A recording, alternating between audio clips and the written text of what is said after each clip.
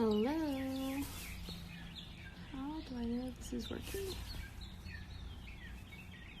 Hey, Sabria! Hello, everybody. Oh my god, hi. Welcome to my live talk with Thirst Project. I'm taking over for the day. Hello, Devin. I am going to be talking about travel, and I know it's kind of a strange time to talk about that, especially since we all cannot travel right now, but love you too. I think now's a great time to start planning, because yesterday Jasmine said failing to plan is like planning to fail. Is that correct? I'm not sure. But anyways, listen guys, I'm super psyched to be here. So one thing that I want to do is talk about my top things that I travel with. So there's 5 things I've made a list for you. Number 1, to travel. Favorite thing to travel with, especially being on the road for 3 months. If you have not invested in them, definitely worth it. The second thing I have is ship money, is the polite way to say that. So bringing extra money with you just in case you get in a situation and you want to get out of it. You have money to do that. My next thing to talk about is bar shampoo. Literally saves your life and never get stuck in TSA. Invest, it's the best. The next thing is going to be a black pen, because every time I go through TSA, you have those stupid forms you have to fill out, and especially now traveling anywhere in the U.S., there's a lot of forms you have to fill out if you've been traveling in China, if you've been overseas. Yeah, so black pen, most people don't think about that. And there was one other thing, I can't remember. Oh, charcoal pills. Y'all, literally change your life. If you're ever traveling and you have some like food that doesn't sit well, charcoal pills will fix it right up. So it's super cool. I have a couple people that I want us to talk to today, but this is where I am sitting on my porch. This is my dog Mo. Hello, Letty. My friends are from China are here. Oh my goodness. That's so exciting. All right, let's see. How do I add people? Can someone show me how to do that? How do I get people to view this? Okay. Oh my gosh. Avery's gonna come on here shortly. Hopefully. I'm waiting. Hey. Avery! Oh my gosh, hi! Hi, everybody. This is my friend Avery. I met her at the Harvard UNICEF conference. Avery, you want to give us a little information about yourself and what you're doing for the quarantine? Okay, so quarantine has been crazy. I've been in my home for now like almost like the 2 weeks now. Yeah, and it's horrible. It's been crazy. Yeah, and I've been off from school, and they're saying until April 14th, and I don't know exactly yet, but it's been pretty crazy. But I've been enjoying the free time, being able to, just spend time with family and, everything. So it's been fun. Yeah, it's definitely been amazing. And now you're a part of Key Club, right? And how has this kind of affected your Key Club, and what are you doing to keep morale kind of high? Yeah, so I actually ended up having my LTC, which if you don't know, it's a leadership training conference, and it's held for like all the Key Clubbers in New York City. We ended up having it canceled. So we were all like crushed by it because it's one of our biggest things that we do. And so we've been trying to work to, make sure that people stay active in Key Club and are still, keeping high spirits. So Key Club's been, posting, different things. It's just, mentally wise, I mean, it has a lot of issues on people where if, you have to stay stuck at home. It's not fun. Yeah, for sure. Well, when guys, if you don't know, I met Avery at the Harvard UNICEF, and Avery is doing some amazing things, and her and her dad are so sweet. But Avery, I know you had a couple of things planned for this semester. Are you pushing anything back to next semester to kind of work on it then? So I'm planning on, my plan is to start a Thirst Project, like club in my school. Super cool.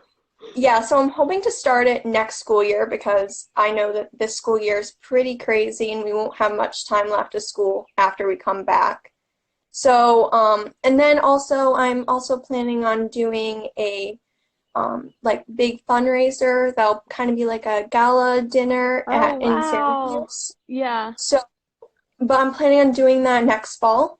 Yeah. So I want to give it enough time to prepare and have everything kind of settle down because this is the first time I've ever seen store shelves empty, you Yeah, know? it's Like wild. it's, And I think yeah. people kind of they get nervous when they see that. And I saw there's this thing my mom always said when I was growing up, and she said, "Look for the helpers." It was a quote by I can't someone say it in the comments. I can't remember his name. The guy who did oh my gosh, I can't remember his name, but he said whenever there's a time of crisis, look for the helpers because there's always someone Yeah. out there helping people in need. And you are definitely one of those people. Thank you. So why did you decide to get involved with Thirst? Like, what made you excited for to get involved with this movement with us? So I've always believed that that everybody should have access to a good water. And I got really upset just hearing like reading about people that don't have like clean water. And it's so sad that there's millions of people that don't have it. And so with Key Club helped me actually get introduced to Thirst Project. And from there, I've been more involved with my club, with, kind of working with people. And it's been a lot of fun just learning more about how you can help and, how little things can make an impact too. Yeah, really, they can. Hmm. Yeah, Avery, can you tell everybody about what you did for Christmas last year, the fundraiser that you did for the, what was it, the home, I think it was that you were talking about with the Yes, socks. You home know what I'm talking nursing about? home. Yeah. Yes. So I started a like sock drive for a nursing home local to give back to both of my great grandparents were there, and so I wanted to give back to them. So I ended up doing an entire community-wise fundraiser where we were able to raise over 400 socks for everybody, and we were able to Wow. hand them out to all the seniors and stuff. And it was so nice. It was so touching. They were smiling. They were so happy, and we were able to interact with them. It was a lot of fun. Yeah, that's super cool, Avery. Well, hey, listen, I really, really appreciate you taking the time to talk with me today. Yep. And I want to give you the chance to say, for everybody who's listening, if there's anything like a quote or something that you really enjoyed or something that's really stuck out with you this past year Hmm. that you want to leave everybody with. So when I went to the Harvard UNICEF conference, I really learned how much you can do and do something as little as, just helping somebody. And I think right now, with all the issues we're having, and right now with everything going on, we need to think about kindness and how we can be kind to people and how we can others. So, Wow. Avery, really, these are great words, and I'm so happy I've gotten the chance to talk with you. And I'll definitely message you after this is over. But I'm gonna now flip it over to somebody else. But okay. thank you for giving me Yeah. some time, and everybody give your love to Avery because she's changing the world out here, and I'm super proud of her, y'all. So message her and just feed from her because she's amazing. But bye, Avery. Bye. All right, guys. Now I'm gonna try to go live with my friend. I'm not sure if he's gonna answer. Everybody cross your fingers. I'm panicking. I'm kind of freaking out. It's fine. Hello. Waiting for him. I'm gonna make it a surprise if he goes, hi. All right, anyways, while we're waiting for him to answer, I just want to say, Avery, again, thank you so much for joining with me, and you're awesome and amazing, and seriously, just keep doing what you're doing. Oh my God! Hi, how are you? Wait, I cannot hear you. Can you hear me? Oh no. I have no sound. Does anybody have sound? Uh-oh. Rerouting. Okay, still can't hear you. Can you hear me now? Can you hear me? I can't hear you. No. Wait. Wait, can I try you again? Let me hang up and try you again. I don't know if that's gonna work. Wait, do you have headphones in? I'm so excited. I'm literally shaking. I think you're everybody my best dad joke while we wait. Let's see. How do we do this? View. Oh my gosh, y'all, I'm the worst with technology. Okay, I'm trying my best. I know, I'm trying. Okay, where did you go? I think he said, wait 1 second. All right, guys, best dad joke. What is the least spoken language in the world? American Sign Language. Isn't that a great one? You're welcome. Okay, I'm trying to connect with you. Where did you go? Come back. Baby, come back. I keep forgetting that there's people watching and I'm just talking. Let's see, going live. All right, we shall try again. Anybody have any good dad jokes? Always waiting for those. Wait, hello? Can I hear you?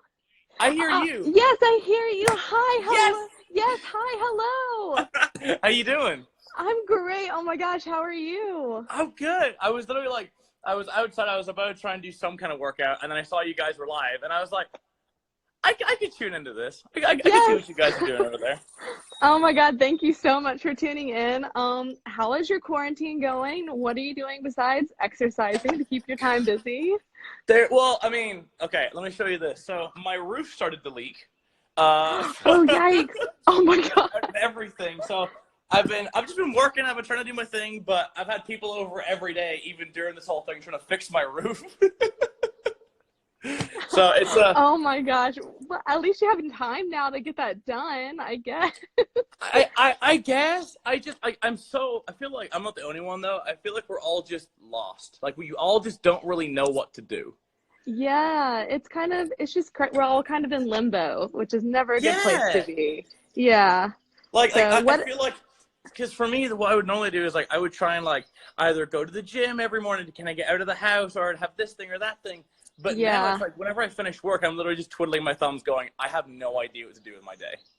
Yeah, that's like kind of thing. And I've been FaceTiming everybody, and I don't know if people are like for it or against it, but I'm like, hey, let me just talk to you and waste 5 minutes of my day. Hey, but I know I need you right okay, now. yeah. I know you recently traveled to Eswatini, right? I did indeed, back in November 2018. Yeah, how was that? What was that like? Oh my goodness! Look, it's the way I can describe to people is, you know, when you watch like a fundraiser or something like that, and you always get people saying like, oh, for only $3 a month, you can see this thing or that thing. There's one thing watching it on TV and being sad by it, but then actually going there and like seeing in person, like the actual water that these people are drinking from. Because you always hear about how like, oh, they have like contaminated water supplies. It's not until you see that. Like I remember there's one thing that we do, which is we try and do every day. We try and do 3 different locations. We call them Wellabrations. Well, you know, I'm just telling people. Yeah. No, some people don't know, so please. Yeah, they're called Wellabrations, where these are wells that the Thirst Project has helped, or people have donated to the Thirst Project to help raise money for these wells. The wells get built, and then a week or so later, we kind of come through and make sure everything's good. Then we're able to, hang out with those guys, take videos, and to send people, with a school or a organization or whatever, it'll be a thank you to so-and-so high school or so-and-so organization. And I remember there was one that we went to where, Eat Fresh Drinking Water, they said, do you want to come and see our old water supply? And we said, sure. And we went down there. It was about 2 miles away, this one. And we got there, and you could see like exactly the place where they got the water. There was just a cow like just pooping, doing its thing. So Yeah. they shooed the cow away, and then they just got water from exactly where that cow was doing its thing. And it's once you see things like that, it becomes very real.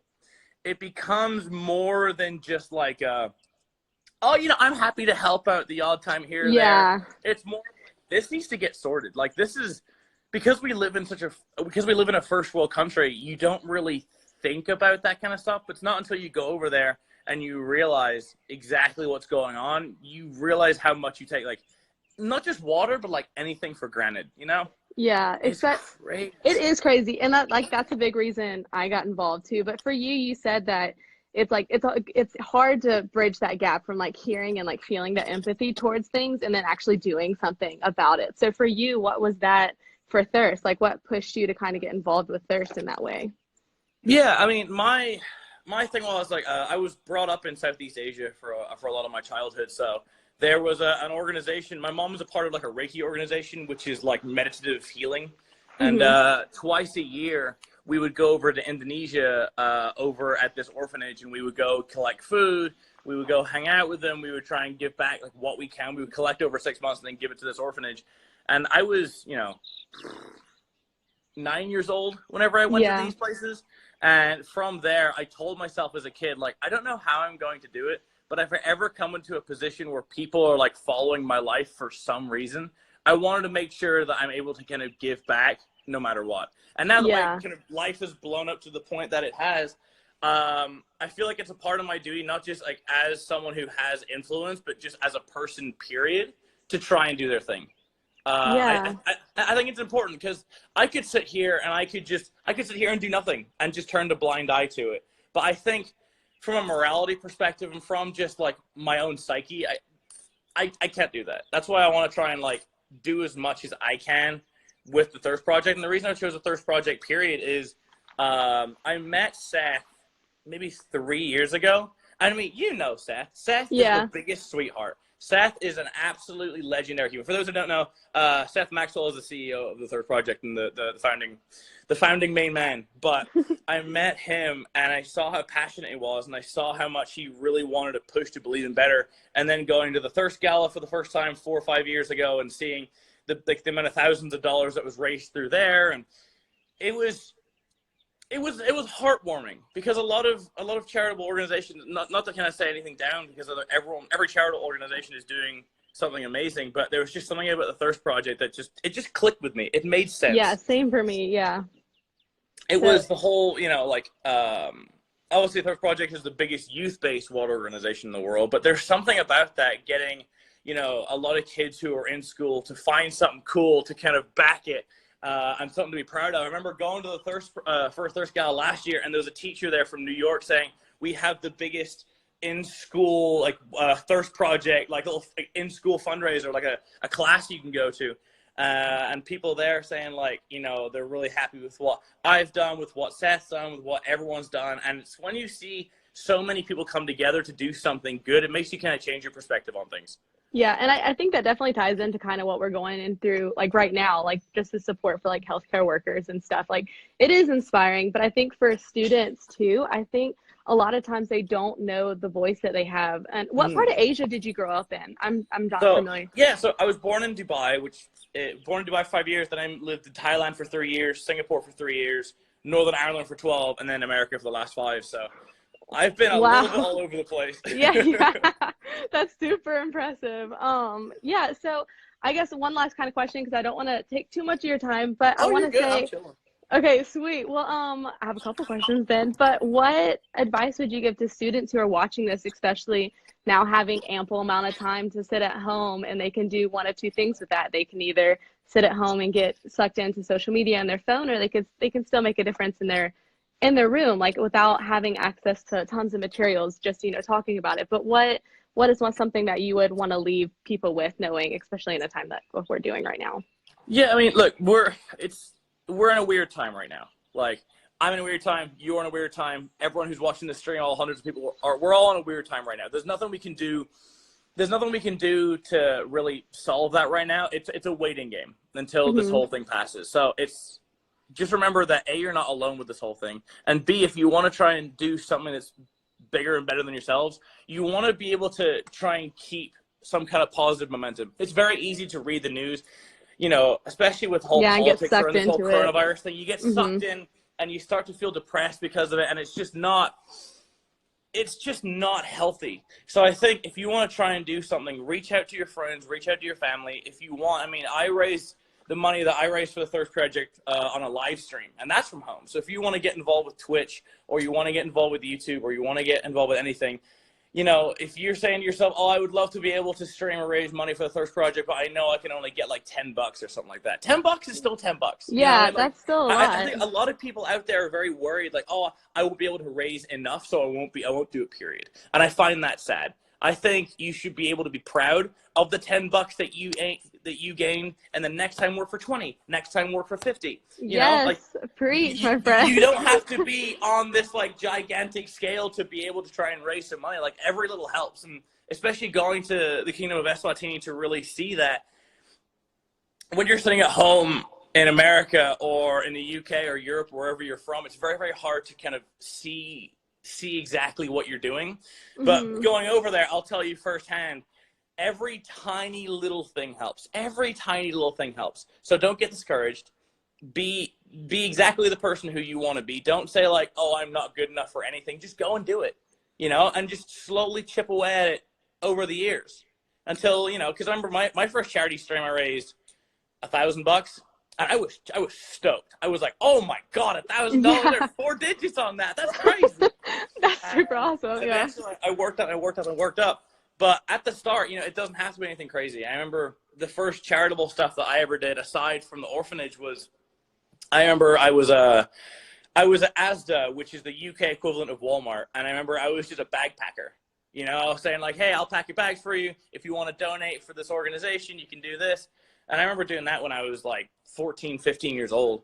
So back on topic, as far as what you guys can do, you can reach out to your friends, reach out to your family. You can do Facebook fundraisers. You can do Twitch live streams. There's you have a lot of power on the internet from home right now. A lot of people that don't even realize how much power they do have. So just go enjoy it. If you raise $10, hell yeah.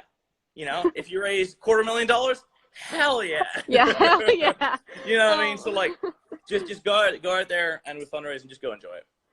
Kind of because my section's supposed to be about like travel and all of that, and I've lived in China for the past year and a half, but I've been to Thailand many times. But what is your super like go-to place in Thailand? Like if I'm gonna plan a trip to Thailand, where would you recommend that I go if I've never been before? Ooh, I know it's always hard for me to answer. So where I used to live, I lived 2 hours outside of Bangkok, directly south.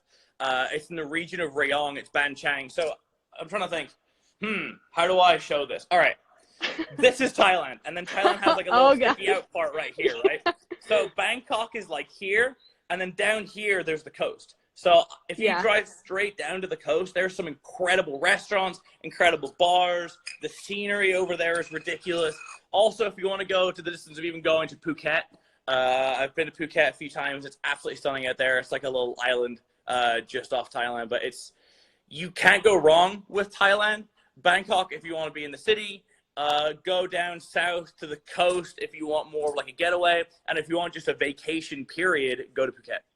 Yeah, and that's like, okay, I have a question because I always struggle. Is it Phi Phi Islands or Phi Phi Islands? I call it Phi Phi. I'm also a child, so if I get a chance to say Phi Phi in normal, unironic terms, I will take it and run with it. So. Okay, same. Have you been there? Yeah, I've been there. That's actually where I spent my last trip. I accidentally booked a solo trip there because I was supposed to be traveling with friends, but I booked my flight the week after they went, and I didn't realize it until I was at the airport. So it ended up being like one of my first solo trips, but it was fun. I met so many great people. PB is incredible. Yeah, it's just off Krabi, right? Yeah, and like the water is so clear. Like I've seen it in pictures, but I've never in my life understood what that actually looked like until I was standing on that boat, and I was like, holy cow. As much as actually like Phi Phi itself, like that main beach where they shoot movies and everyone takes their photo, even just like the boat ride there, I think is even more impressive than just the beach itself, because everyone, if you Google Phi Phi Islands whenever the stream ends, for people in the chat, you'll see like the beautiful, like crazy sculptures and the beach, and it's so perfect. Just remember, there's always 1,000 people there. There is. Remember that every picture you see of Phi Phi Island, they've photoshopped out the 1,000 people and the stalls and everything that are there. But that little boat ride, oh my goodness. That's what we did. I did a snorkeling trip there. Oh wait, this is in Bali. Have you been to I've been to Bali, yeah. Yeah, what are the islands right off Bali? It's like off the towards Lombok. What are those? The Gili Islands. The Gili Islands. Oh my gosh, my friend. I was doing this snorkeling tour and I paid $10 for an all-day snorkeling tour, which should have been a red flag. But I got in this boat and I'm pretty sure we were the last people to be in this boat because we were bailing out water going in. And so, but we were going to go see sea turtles and I jumped in the water and I didn't know that sea turtles eat jellyfish. Did you know that? I didn't know that. And so I jumped into the water and there's a school of jellyfish that I've just jumped into. And I turned to my friend, I'm like, don't jump in. And she's thinking I'm saying, come on. And so we jumped into this school of jellyfish. And like for backpackers, you know, it's a bang for your buck because it's $10 and you get all kinds of stuff. But oh man, Gili Islands, highly recommend. Sorry, wrong country. Oh, you're good. It's once you meet someone else who's also traveled to the place you've been to, it's like you're a kid again. You're like, oh, have you been to this place? Have you done this thing? I completely understand. You're all good. Yeah. Okay, last question. Have you been to Myanmar? No, I haven't. Okay, put that on your bucket list. But final question, what's your favorite place you've traveled to and that you would recommend to other people to see? Like most inspiring place you've been to? Ooh. I know. That's the worst one for me because I'm like, can I do top 3? Is that possible? Yeah, I might have to do a top 3. Okay, that's fine. We'll take it. New Zealand. Oh man, yeah. When I was a kid, I traveled from New Zealand's split into 2 islands. You get North Island, South Island, and we got like those RV type things called a Maui van, and we took for a week. We went from Auckland, we drove the whole way down to Queenstown, which took us a week the whole way down through New Zealand, which is one of my favorite trips of all time. It is gorgeous. It reminds me a lot of the UK as far as temperament. And that was when I went skydiving when I was 8 years old. Fun fact, I'm the second youngest skydiver in the world. Fun fact. Okay, so I went challenge for my kids. My 8th birthday in New Zealand. But wow. With that, that sounds like a good one. I used to watch this YouTuber who did like a whole road trip through New Zealand, and I'm just like, I'm trying to get a job down there so I can do that as well. It's so good. I haven't been there, but I've always wanted to go to Mauritius. I went to Mexico recently. That was incredible. Venice is ridiculous. And I think my favorite place I've ever been to, which is technically not a place, it's a few places, is Greek islands. Like the Greek islands directly below Corfu. About 2 years ago, I went on a sailing trip with my dad, my brother, and my uncle, and we lived on the sailing boat. It was like a 35-foot boat. And we woke up in the morning and we just sailed to a random different island the next day. And these are islands that only have like a bar, a restaurant, and like gas for your sailing boat engine. And that's it. And it's incredible. So everybody knows everybody kind of thing. Yeah, exactly. And then these weird white foreigners come in. You're like, who the hell are you? That was me in China. There's something about like the shipping community, like people who sail though, like that community is so loving and everybody is just super cool, man. I don't know how to explain it. Okay, did you sing Mamma Mia in Greece though? Oh, yes. If you're going anywhere, remember, I know you know this, but chat, if you're ever going to a place that's very like rural Asia or rural anywhere where the main ethnicity isn't white, just be prepared to get stared at. That's just because like when you're in the main cities, no one cares. But when you're in the more rural places where, you know, every community is very tight-knit and everyone knows everyone, and all of a sudden they see like another ethnicity walk in, they're like, who is this guy? Yeah. Is your hair really that color? Yeah. My favorite is I would be on the metro because I lived in kind of not rural China. There's 16 million people, but Chengdu, it's still kind of new to foreigners. Okay. And so I would get these IEs, which are like, IE is Chinese, are meant for an older lady. It means aunt. Okay. But they would take pictures of me and they would be secretive, but they would leave their flash on. And so I would always like turn around and be like, how come, like, do I look good? And it would scare the crap out of them. I love that though. Yeah, I'd always go back and take a picture with them because you never know. You might be the first foreigner they've literally ever met in their life. Yeah, so you want to set a good impression. Awesome. It's so wholesome. I have a video. Oh, no, I was about to say, where's my phone? I was going to look at my phone. I have a video. There was the first celebration that we went to go celebrate the new building of the well was a high school. No, it wasn't a high school. It was an elementary school. And there's a bunch of kids running around there, and we were the first white people they've ever seen. Mm-hmm. And I have a video of obviously like where everyone's having fun doing their thing. And I have like 10 kids who are just like grabbing my hair because A, I'm white, and B, it's bleached. So I just have like a video of kids playing with my hair. It's one of the most wholesome videos I've ever taken in my life, and it's something that I hold close to my heart dearly because it's so good. Oh my gosh, please send that to me, and can I post it on our story? Is that okay? Sure, yeah, I got you. Okay, I would love to. I was teaching English in China, and I had to teach curly hair, and I have naturally curly hair. And I had this kid, and he wasn't in my class, I was subbing, but he was looking at me for like 30 minutes. And then he finally comes over, and he's like, "Teacher, you have curly hair." And then he just takes his hand and like rubs my head. And I'm like, yes! Oh, your camera's gone. Holy cow, what does that mean?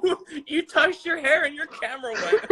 Remix. I don't even know. Can I flip it? Okay. Oh, there we go. Okay, this is my dog, back. Mo. Not sure if you're a dog person. Hello. Mo. Gorgeous dog. He's mad at me right now. I don't know why. But I used to have a Bernese mountain dog called Orion that had exactly the same color pattern as your dog. Oh my God, did they have the eyebrows too? Yeah, of course. That was the best. But okay, good. I know I said last question, but I love dad jokes. Do you have any good dad jokes? Put you on the spot. A lot of dad jokes that I have to have, like, they have to have some kind of like a layup, I guess you could like say. A setup. So like when you're like, "Oh, I'm Thursday," you're like, "I'm Craig," or something like that. It's okay. Like, the funny thing is, like, a lot of people know me for dad jokes, so like I need to try and like actually do a bit of research. So whenever someone asks me this question, I actually know something to rhyme off to. Yeah, you need to research that, but I got one I can leave you with. Are you ready? Sure. All right. How many lips do flowers have? How many lips do flowers have? Yeah. 2 lips.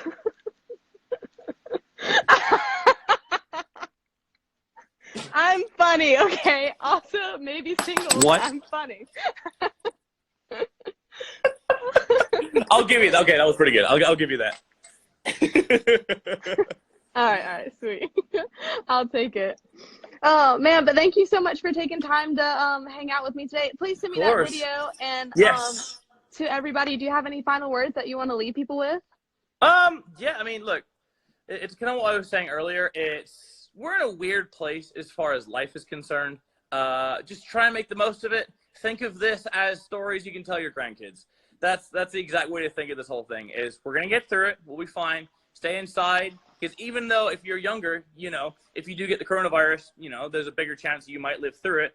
But the thing about it is, don't be selfish, because everyone knows someone who's old. Everyone knows someone who's got immune system problems. Everyone knows those kinds of people. So for your sake and for the sake of everyone around you, stay inside, stay good, stay healthy, and we'll get on through this.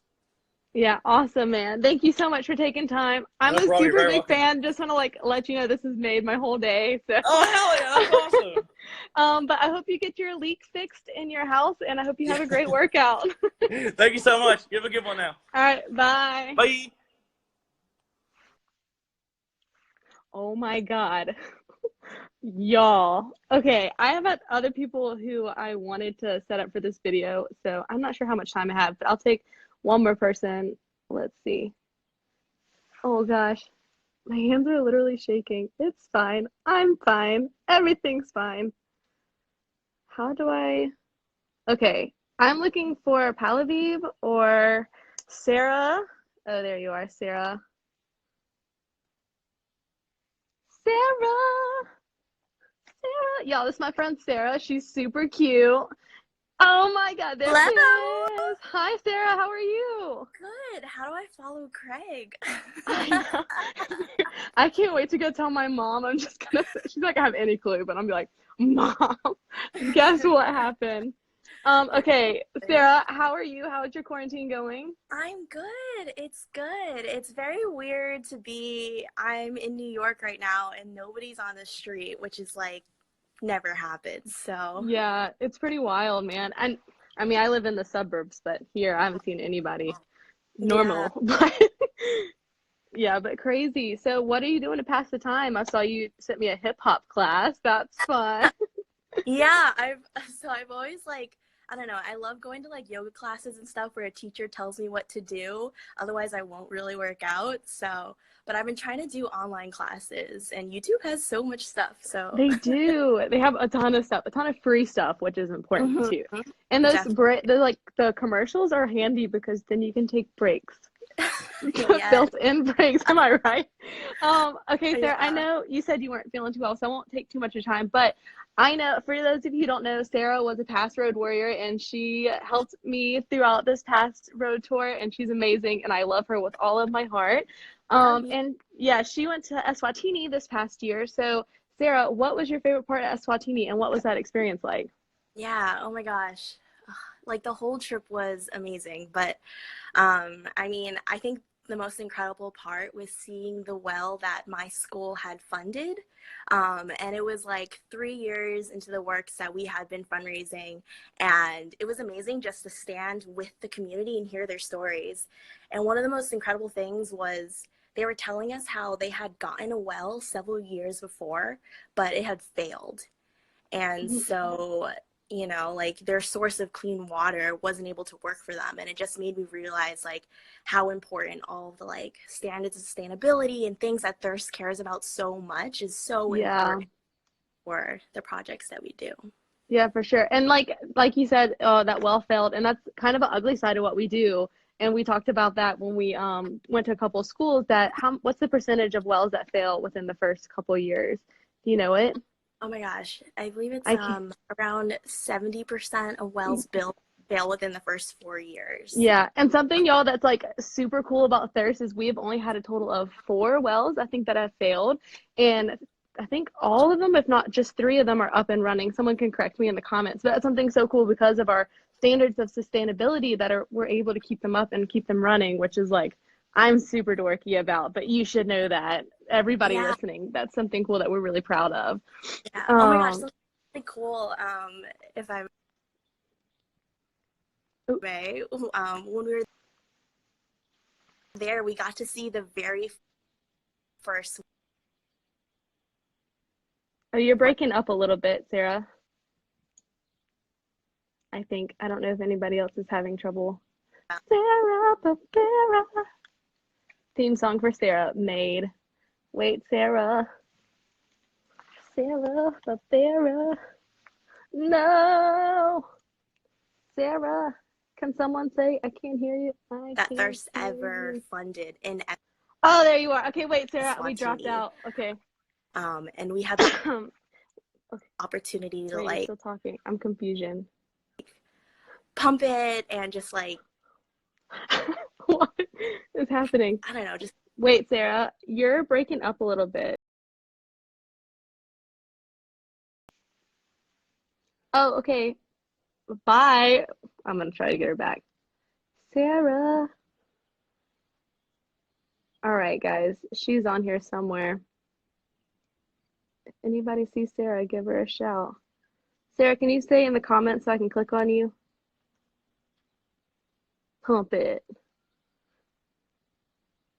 I am confusion. All right. I've lost her. Just doing my due. Y'all are just watching me mouth breathe on my porch. All right. Okay. Hey, I'm gonna call Kellen to finish that story because it sounds like he knows what she's talking about. But okay. All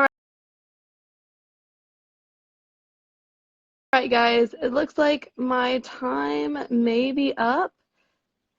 So I just want to say, guys, thank you so much. I'm sorry we cut short on Sarah, but I'll see if I can get her to hop on our story. So keep an eye out for that. I'll also be listing some of my travel hacks as well as the video that me and Minnie talked about earlier. So guys, thank you so much for tuning in. I love y'all, and that was a wild ride. What a day it has been. Keep an eye out for the story and for my post later. But y'all have a great day. Stay safe. Wash your hands. Be clean. Flush your toilet.